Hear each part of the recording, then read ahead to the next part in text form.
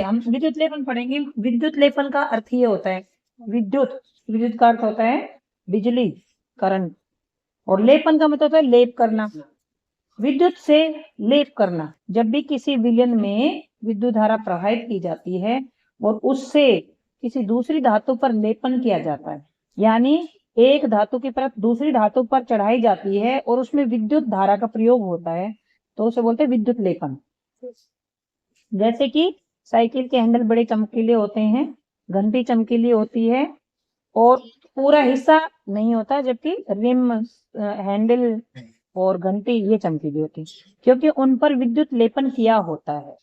पूरी साइकिल लोहे की बनी होती है, लोहे पर जंग लगती है, जल्दी से खराब हो जाता है लोहा, तो उसको जंग से बचाने के लिए और उसको खराब होने से बचाने के लिए उसके ऊपर दूसरी धातु का लेपन कर दिया जाता है। विद्युत लेपन, स्मरण कीजिए कि बिल्कुल नई साइकिल का हैंडल तथा पट्टियों के रिम कितने चमकदार होते हैं, तथापि दुर्घटनावश इन्हें खरोंच पड़ जाए तो चमकदार परत उतर जाती है और उसके नीचे की सतह इतनी चमकदार नहीं होती। अगर हम साइकिल के हैंडल को खरोच करके देखें या घंटी को खरोच कर देखें या रिम को, तो उसके नीचे की जो परत होती है वो इतनी चमकीली नहीं होती है, क्योंकि उसके नीचे लोहा होता है या फिर ऐसी धातु होती है जो जल्दी खराब हो जाती है। आपने कुछ महिलाओं को ऐसे आभूषण पहने देखा होगा जो देखने में तो सोने के दिखते हैं, होते चांदी के हैं, तथापि लगातार उपयोग से इनकी सोने की परत उतर जाती है। लेकिन लगातार अगर उन आभूषणों को पहनते हैं जिनके ऊपर सोने का पानी किया होता है,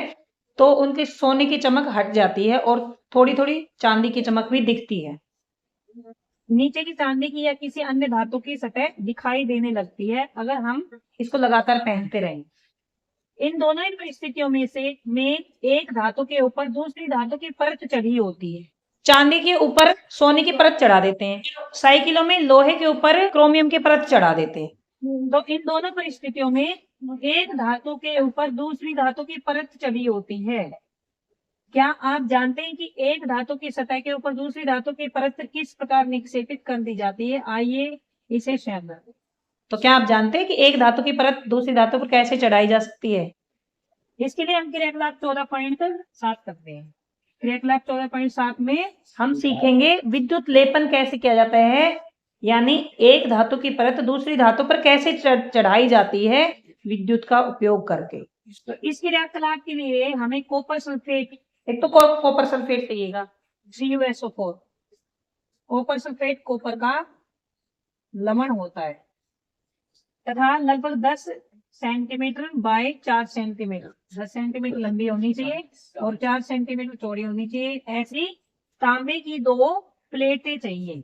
किसी स्वच्छ तथा सूखे बीकर में 250 ml आसुत जल लीजिए। आसुत जल का मतलब जिसमें कोई भी अशुद्धि ना हो, लवण वगैरह ना हो। जब भी हम किसी केमिस्ट के पास जाते हैं तो वो दवाई देता है, कई बार हम दवाई लेकर आते हैं, उसमें ना डिब्बे में पानी होता है अलग से, वो आसुत जल होता है। आसुत जल मतलब बिल्कुल साफ, उसमें कोई भी अशुद्धि ना होनी चाहिए। इसमें चाय की 2 चम्मच भरकर कॉपर सल्फेट घोल लीजिए। आसुत जल लेंगे, एक बीकर में हमने आसुत जल ले लिया और उसमें हम ये जो कॉपर सल्फेट है इसको घोल देंगे। अधिक चालक बनाने के लिए कॉपर सल्फेट विलयन में कुछ बूंदे तनु सल्फ्यूरिक एसिड की डाल देनी है। मैंने तुम्हें पहले ही पढ़ाया था कि आसुत जल जो होता है वो विद्युत का सुचालक नहीं होता है, मतलब उसमें करंट नहीं आ पाता। आसुत जल होता है ना बिल्कुल शुद्ध पानी, उसमें करंट नहीं आता है, तो उसको चालक बनाने के लिए, मतलब वो कुचालक होता है, वो हीन चालक होता है, वो उसको सुचालक बनाने के लिए या तो उसके अंदर अम्ल डाल दो या लवण डाल दो या क्षारक डाल दो। तो हमारे पास सल्फ्यूरिक अम्ल है, हम उस कॉपर सल्फेट का जो विलयन ये बनाया है, ये इसके अंदर तनु सल्फ्यूरिक अम्ल की कुछ बूंदे डाल। सल्फ्यूरिक अम्ल का सूत्र होता है H2SO4। इससे क्या है, वो जो कॉपर सल्फेट का जो विलयन है वो चालक बन जाएगा, सुचालक, अच्छा चालक, उसमें करंट अच्छे से आ जाएगा। सबसे पहले हम आसुत जल लेंगे किसी बीकर में, ये आसुत जल ले लिया, इसके अंदर हम कॉपर सल्फेट घोल लेंगे। कॉपर सल्फेट घोलने के बाद इसको चालक बनाने के लिए इसके अंदर कुछ बूंदे H2SO4 की डाल देंगे, सल्फ्यूरिक अम्ल की, ताकि ये चालक बन जाए, ये विलयन चालक बन जाए, उसमें करंट अच्छे से आ जाए। उसके बाद जो हमने तांबे की प्लेटें ली हैं उनको रेगमाल से साफ करेंगे, ताकि जब तांबे के प्लेट के ऊपर मान लो इसके ऊपर कॉपर ऑक्साइड हो, मतलब जो जंग सी लगी होती है, कॉपर ऑक्साइड की परत होगी, वो हट जाएगा और ये बिल्कुल साफ हो जाएगी। क्योंकि इसके ऊपर हम दूसरी परत चढ़ाएंगे तो अंदर से ये प्लेट बिल्कुल साफ होनी चाहिए, ताकि वो परत आराम से चढ़ जाए, आसानी से चढ़ जाए और इससे आसानी से चिपक जाए। इसलिए ये क्रियाकलाप करने से पहले ये जो तांबे की प्लेटें ली हमने उनको रेगमाल से अच्छी तरह से साफ करें। इन्हें पानी से धोकर सुखाइए। उसके बाद इसको सुखा लेंगे प्लेटों को। तांबे की प्लेटों को एक बैटरी के टर्मिनलों से संयोजित कीजिए और उन्हें कॉपर सल्फेट के विलयन में डुबोइए। अब यहाँ पर देखिए, ये ले लिया है एक बीकर, इसके अंदर कॉपर सल्फेट विलयन डाल दिया। ये ब्लू कलर का होता है, कॉपर सल्फेट विलयन नीले रंग का होता है। कॉपर सल्फेट जो होता है वो नीले रंग का होता है, उसको पानी में घोलते हैं तो कॉपर सल्फेट विलयन बन जाता है, मतलब घोल बनता है। उसके अंदर हमने H2SO4 की कुछ बूंदे डाली, इसके अंदर ये प्लेटें लगा देंगे। और ये जो प्लेटें हैं तांबे की प्लेटें, एक तो ये है एक ये है, इनको बैटरी से जोड़ देंगे। ये बैटरी है। बैटरी क्या होती है? जब एक से ज्यादा सेल जोड़े जाते हैं तो उससे बैटरी बनती है। एक सेल होता है उसको एक सेल बोलते हैं, एक से ज्यादा सेल अगर होते हैं तो उसको बैटरी बोलते हैं। अब यहाँ पर देखो दो से ज्यादा सेल हैं, क्योंकि एक सेल तो ये हो गया, एक सेल ये बीच में भी सेल लगा हुआ है, इसका मतलब ये जो बीच में ये हुई है इसका मतलब और 2-3 सेल लगे हुए हैं। तो ये बैटरी, इनको बैटरी से जोड़ दिया है। उसके बाद परिपथ में लगभग 15 मिनट तक विद्युत धारा प्रवाहित होने दीजिए। ये विद्युत परिपथ बन गया है। परिपथ में लगभग 15 मिनट तक विद्युत धारा प्रवाहित होने दीजिए, मतलब बिजली जैसे इसको बैटरी से जोड़ेंगे इसमें करंट आ जाएगा, तो 15 मिनट तक करंट आने दीजिए, उसमें विद्युत धारा प्रवाहित होने दीजिए। आप विलयन में से इलेक्ट्रोडों को हटाइए। 15 मिनट बाद हम विलयन में से इलेक्ट्रोडों को हटा देंगे। ये इलेक्ट्रोड, इनको इलेक्ट्रोड बोलेंगे। तांबे की जो प्लेट है ना, इनको इलेक्ट्रोड बोलेंगे। उन्हें ध्यानपूर्वक देखिए। उनमें हम क्या देखते हैं, क्या उनमें से किसी एक में कुछ अंतर पाते हैं? अगर इन प्लेटों को निकालकर हम देखेंगे तो उनमें कुछ अंतर पाएंगे। एक प्लेट के ऊपर कुछ परत चढ़ी हुई दिखेगी, जितनी डूबी हुई है उतनी इस प्लेट के ऊपर कुछ परत चढ़ी मिलेगी। क्या आप इस पर कोई परत चढ़ी देखते हैं? हाँ। इस परत का रंग कैसा है? इस परत का रंग भूरा है। जो परत इसके ऊपर चढ़ेगी उसका रंग भूरा है। अब मुझे ये बताओ पहले, इसमें ये भी 2 इलेक्ट्रोड है। एक तो ये, मतलब जब बैटरी से हम जोड़ते हैं धन टर्मिनल से ऋण टर्मिनल से कुछ भी जोड़ते हैं, यहाँ पर चाहे तांबे की प्लेट है, चाहे एल्यूमिनियम प्लेट है, चाहे कार्बन की रोड है, उनको इलेक्ट्रोड बोलते हैं। अब एक तो धन टर्मिनल से जोड़ा है, एक ऋण टर्मिनल से जोड़ा है। तो यहाँ पर धन टर्मिनल से कौन सा इलेक्ट्रोड जुड़ा है?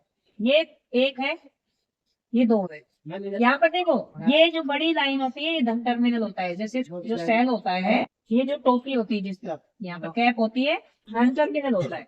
ऋण टर्मिनल को छोटी लाइन से डिनोट करते हैं और धन टर्मिनल को बड़ी से। तो ये धन टर्मिनल से जुड़ा हुआ ये वाला इलेक्ट्रॉन, और ये जुड़ा ऋण टर्मिनल, ये धन से और ये ऋण। क्या आप इस पर कोई परत चढ़ी देखते हैं? हाँ।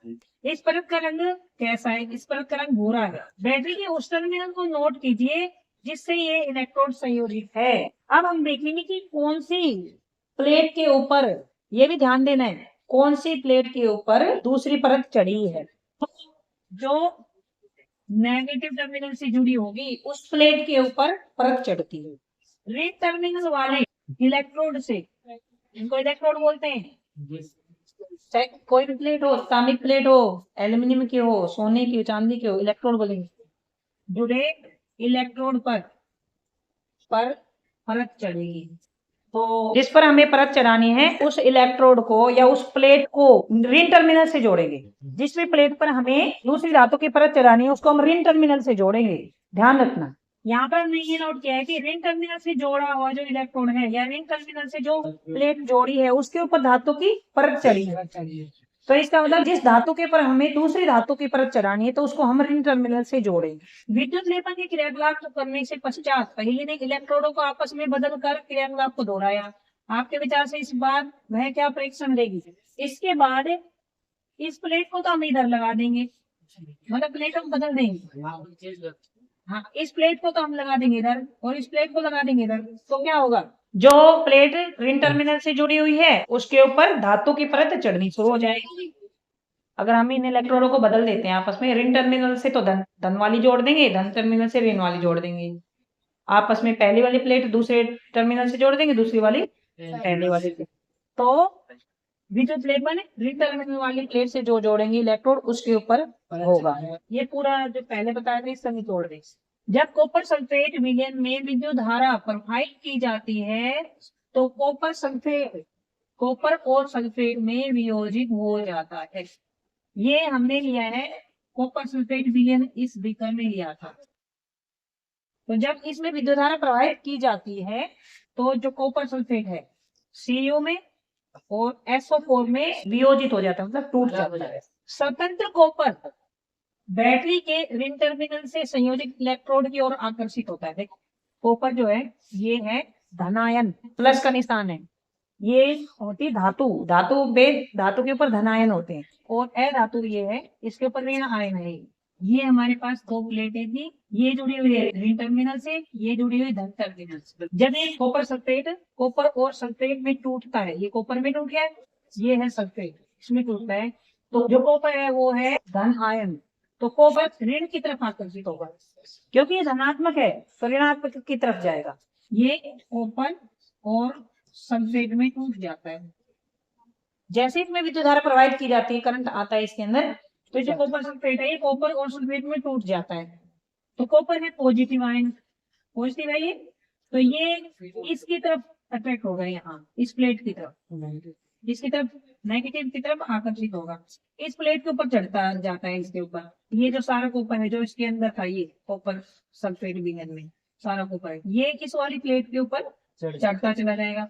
लेकिन इसके अंदर कमी आ जाएगी, विलयन के अंदर कॉपर की, विलयन में से चढ़ा है इसके ऊपर, मतलब विलयन में से इसके ऊपर चढ़ गया प्लेट के ऊपर, तो ये जो कॉपर की प्लेट है हमारी ये वाली, इसका कॉपर टूट टूट कर यहाँ नीचे गिरता चला जाएगा, मतलब कॉपर जो सल्फेट का विलयन है उसके अंदर मिक्स होता चला जाएगा। जो इस वाली प्लेट में कॉपर सल्फेट से लिया है उसकी पूर्ति करने के लिए जो ये प्लेट है इसमें से कॉपर टूटता टूटता गिरता रहता है। शॉर्ट में बताती हूँ कि हमारे पास दो प्लेटें हैं, उसमें कॉपर सल्फेट विलयन है, कॉपर सल्फेट विलयन से कॉपर तो ऋण टर्मिनल की प्लेट के ऊपर चढ़ता चला जाएगा कॉपर, और उसकी पूर्ति करने के लिए जो ये धन टर्मिनल की प्लेट है उसमें से कॉपर इसके अंदर गिरता जाए, तो फिर थोड़ी देर में देखेंगे ना तो ये सारी प्लेट ऊपर नीचे गिर जाएगी, सारी प्लेट में टूट टूट कर कॉपर सल्फेट विलयन में घुलती चली जाएगी, क्योंकि कॉपर सल्फेट से कॉपर इसके ऊपर चढ़ता चला जाएगा, और ये प्लेट उसकी पूर्ति करने के लिए सारी टूट जाती, पूरी खत्म हो जाएगी, लेकिन ये जितनी डूबी उतनी खत्म होगी, तो पूरी पर चलाने के लिए पूरा डुबोना पड़ेगा। तो इस तरह से विद्युत लेपन होता है। इस तरह से ये जो धातु लगाई है ये वाली, इस धातु की परत इस वाली दूसरी वाली प्लेट के ऊपर चढ़ती चली जाएगी। अब इस धातु कॉपर की जगह हम कोई और धातु भी ले सकते हैं, एल्यूमिनियम भी ले सकते हैं, कोई और परत ले सकते हैं जिसकी परत हमें इसके ऊपर चढ़ानी है इस इलेक्ट्रोड। लेकिन उसमें क्या है, उसमें जो ये विलयन है, ये विलयन है वो ही लेना पड़ेगा। जैसे मान लो हमें एल्यूमिनियम की परत चढ़ानी है यहाँ पर, जैसे एल्यूमिनियम की परत इस कॉपर के ऊपर चढ़ानी है, तो हमें ये जो है यहाँ पर एल्यूमिनियम सल्फेट लेना पड़ेगा, तभी तो इसका एल्यूमिनियम इसके ऊपर जाएगा, कॉपर के ऊपर चढ़ेगा, और इसका एल्यूमिनियम के नीचे गिरेगा, तभी तो मतलब जिस धातु के परत चढ़ाना चाहेंगे उसी का ये लवण लेना पड़ेगा हमें। तो इस तरह से विद्युत लेपन किया जाता है। जब कॉपर सल्फेट विलयन में से विद्युत धारा प्रवाहित की जाती है तो कॉपर सल्फेट कॉपर और सल्फेट में वियोजित हो जाता है। स्वतंत्र कॉपर बैटरी के ऋण टर्मिनल से संयोजित इलेक्ट्रोड की ओर आकर्षित होता है और उस पर निक्षेपित हो जाता है।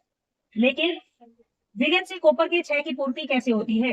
दूसरे इलेक्ट्रोड से जो तांबे की प्लेट से बना है समान मात्रा का कॉपर विलयन में घुल जाता है। इस प्रकार विलयन से जो कॉपर कम हुआ वह विलयन में पुनः स्थापित हो जाता है, उसकी जगह और कॉपर ले लेता है और यह प्रक्रिया चलती रहेगी। इसका अर्थ यह हुआ कि इस विद्युत लेपन प्रक्रिया में एक इलेक्ट्रोड से कॉपर दूसरे इलेक्ट्रोड को स्थानांतरित होता जाता है। विद्युत लेपन प्रक्रिया में एक इलेक्ट्रोड से कॉपर दूसरे इलेक्ट्रोड में स्थानांतरित होता जाता है।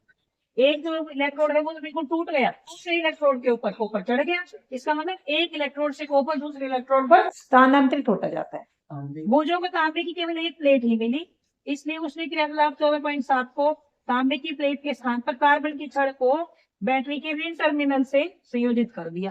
यहाँ ऋण टर्मिनल से यहाँ तांबे की छड़ की जगह उसने लगा दिया कार्बन की रोड लगा दी। उसको तांबे की एक ही प्लेट मिली, तो तांबे की प्लेट की जगह इसकी जगह उसने कार्बन लगा दी और यहाँ पर लगा दी तांबे की। तो उसे कार्बन की छड़ पर तांबे की परत चढ़ाने में सफलता प्राप्त हो गई, क्योंकि ये हमें तो यहाँ पर देखना है कौन जो परत चढ़ानी वो लेनी है और इसका सोल्ट लेना है, इसका वो लेना है लवण। दूसरी यहाँ पर चाहे कोई भी प्लेट हो उस पर चढ़ जाएगी रिंग टर्मिनल। अब कार्बन देखो, कार्बन कोई धातु थोड़ी होती है। कार्बन क्या होता है, जो हमारे जो पेंसिलों के अंदर रहता है रोड ग्रेफाइट, या फिर सेल के अंदर देखा होगा, तो ऊपर भी चढ़ जाएगी। अब देखो लास्ट में डेफिनेशन आती है जो मैंने बिल्कुल स्टार्टिंग में बताई। विद्युत धारा से, बिना विद्युत धारा के नहीं, विद्युत धारा द्वारा किसी भी पदार्थ पर, पहले बताया था मैंने, किसी एक धातु पर दूसरी धातु की परत चढ़ाई जाए, लेकिन यहाँ से बूझो ने ये करके देखा है तो कार्बन के ऊपर भी धातु की परत चढ़ जाती है। तो किसी पदार्थ पर किसी वांछित धातु मतलब जो हम चाहते हैं, वांछित मतलब जिस धातु को हम चाहते हैं, जिस धातु की परत चढ़ाना, किसी वांछित धातु की परत निक्षेपित करने की प्रक्रिया को विद्युत लेपन कहते हैं। यह विद्युत धारा के रासायनिक प्रभाव का एक सर्वाधिक सामान्य उपयोग है। विद्युत धारा का रासायनिक प्रभाव के कारण ये संभव हुआ है, क्योंकि विद्युत धारा का रासायनिक प्रभाव ये होता है, जब भी किसी विलयन में विद्युत धारा प्रवाहित की जाती है तो उसमें कुछ रासायनिक क्रियाएं होती हैं। तो रासायनिक क्रियाएं इसमें क्या हुई थी, जो कॉपर सल्फेट विलयन है वो कॉपर और सल्फेट में टूट जाता है और उसके बाद ये कॉपर दूसरी प्लेट पर चढ़ जाता है और इसकी जगह लेने के लिए ये जो प्लेट है धन टर्मिनल से जुड़ी हुई वो इसकी जगह लेने के लिए इसे टूट कर कॉपर आ जाता है। तो ये सारी क्रियाएं कैसी हुई, जब उसमें विद्युत धारा प्रवाहित करते तब होती है। अगर ऐसे लगा के छोड़ देंगे, बैटरी से नहीं जोड़ेंगे तो कुछ भी नहीं होगा। तो विद्युत द्वारा किसी पदार्थ पर किसी वांछित धातु की परत निक्षेपित करना या वांछित धातु की परत चढ़ाना, उस प्रक्रिया को विद्युत लेपन बोला जाता है। यह विद्युत धारा का रासायनिक प्रभाव का एक अच्छा उपयोग है। इसका विद्युत लेपन किसे कहते हैं। तो ये विद्युत धारा का रासायनिक प्रभाव है। अब देखो तुम ये सोचोगे ये पढ़ा क्यों रहे हैं, हमें इसकी क्या जरूरत है। सुनार है उसको जरूरत पड़ती है, गिलास वगैरह बनाते हैं, साइकिल वगैरह बनाते हैं, इनके जो पार्ट्स बनते हैं और क्रोम वगैरह जो बनते हैं, या बहुत सारे हमारे पेन वगैरह, पेनों में भी चमकदार होती है, उसकी जरूरत इसलिए पड़ती है क्योंकि जो कई सारी धातुएं ऐसी होती है जो बहुत जल्दी संक्षारित हो जाती हैं, खराब हो जाती हैं। तो उनको बचाने के लिए, अब देखो खराब हो जाती है तो उसमें पैसे भी बहुत लगते हैं। मान लो हमारे पास लोहे की बाल्टी है, वो जंग लग के खराब हो जाती है, या लोहे की पाइपें होती हैं, सरिया होते हैं, खराब हो जाते हैं, साइकिल होती है, तो उसको खराब होने से बचाने के लिए उसके ऊपर ऐसी धातु की परत चढ़ा दी जाती है जो ज्यादा क्रियाशील नहीं होती है। एक तो पैसे बच जाते हैं, एक उसको संक्षारित होने से बचाने के लिए उस पर दूसरी धातु की परत चढ़ा दी जाती है। दूसरी धातु ज्यादा क्रियाशील नहीं होती, उस पर जंग नहीं लगती, वो खराब नहीं होती, देखने में अच्छी भी लगती है। अच्छा एक क्वेश्चन ये आता है, अगर आप परत चढ़ाते तो पूरी साइकिल पर परत क्यों नहीं चढ़ा देते, हैंडल पर, घंटी पर, रिम पर, इन पर ही दूसरी धातु की परत क्यों चढ़ाते हैं। पूरी साइकिल पे चढ़ा दो ताकि पूरी साइकिल खराब ना हो। पूरी साइकिल अगर एक जैसी हो तो अच्छी लगेगी कोई, उसमें स्टिकर्स लगे होते हैं, black colour, red colour, blue colour, तुम जो पसंद करते हो, येलो कलर, तो उसको सुंदर बनाने के लिए, कलरफुल बनाने के लिए कुछ हिस्सा छोड़ दिया जाता है और कुछ हिस्से पर परत चढ़ा दी जाती है। और अगर पूरी ही साइकिल ही तो महंगी पड़ती है, क्योंकि जो हम परत चढ़ाएंगे वो धातु महंगी होती है, वो जंग नहीं पकड़ती, चमकीली भी होती है। तो इसलिए पूरी साइकिल को एक जैसी ना बनाकर या फिर पूरी साइकिल पर विद्युत लेपन ना करके कुछ ही हिस्से होते हैं जिन पर विद्युत लेपन किया जाता है। ऐसे मान लो हम चांदी की चीज खरीदेंगे, चांदी के ऊपर सोने का पानी चढ़ा देंगे और उसको खरीदेंगे तो वो सस्ती आ जाएगी, लेकिन पूरे सोने की चीज खरीदेंगे तो बहुत महंगी आएगी। इसलिए हमारे शौक भी पूरे हो जाते हैं और देखने में अच्छी भी लगती है और लगता है सोने की चीज है। तो समझ आ गया बेटा विद्युत लेपन जो ये उपयोग है, ये फिर पड़ेगी।